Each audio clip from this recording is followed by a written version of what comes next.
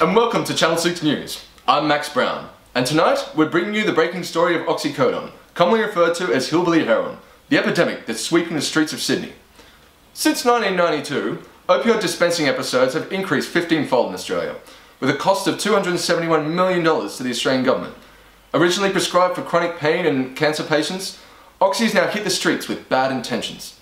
Flooding onto the black market due to an overprescription has led to more accessible and affordable high for desperate users. Since 2002, oxycodone abuse has jumped from 800,000 to over 2.1 million people in Australia alone. Across the globe, it's estimated that up to 36 million people abuse opioids. So why it's a problem? Oxycodone was initially created in the 1990s to prevent abuse of opioids, due to the time-release nature of the product. However, since then, abuse has skyrocketed, reflecting the limited availability of illicit drugs and the relative abundance of prescription opioids. Abusing oxycodone is extremely dangerous and highly addictive. Current intervention mechanisms including extended release pills and gel formation to prevent injection are doing little to deter users. When users crush the pills, the safeguard on the time release is invalidated, allowing the users to increase the euphoric effects. So, the big question, should it be used as a first point of treatment? Find out after these messages. Hi, I'm Cletus. Life getting you down? Do you feel like you need a little help with the humdrum of life? Well, look no further than oxycodone. It's practically easy to get morphine now. Feel like your old self with pharmaceutically induced euphoria, relaxation, and reduced anxiety. Now I know what you're all saying. I've been a long-time heroin user, and it gives me all I need. Well, consider this. Can you guarantee the quality of your heroin and get it at great discount prices? Our oxycodone is obtained from legal and medical sources, meaning it is 100% pure and prescription grade, so no nasty side effects. Well, there are some, but we'll get to that later. Where do we get it, you ask? Well, we have dedicated, hard-working employees getting prescriptions from real doctors. They go to GPs and claim symptoms like chronic pain and cancer. And since doctors can't prove pain, they give us prescriptions. You can even order it online. There's nothing to lose.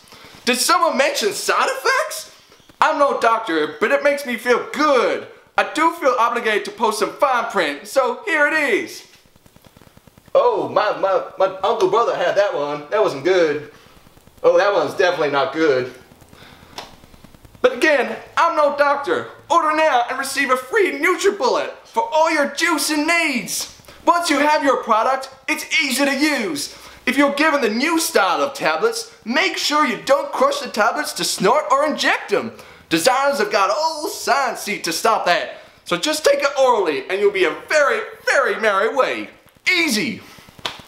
Don't wait, order now. Call this number. Now we'll continue on with Chapter 12, the mechanisms of action of oxycodone.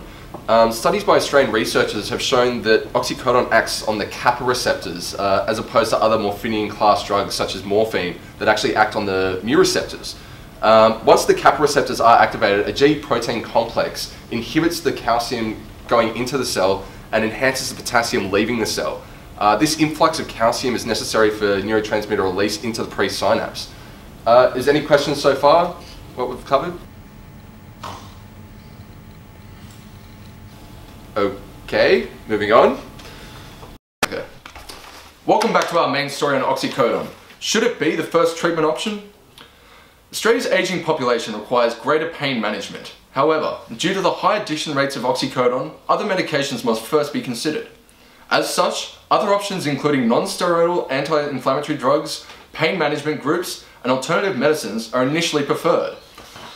With such a rampant problem, real-time monitoring is the best suggested solution to slow the oxy epidemic, expanding a system already in place, watching and preventing speed and ice addicts.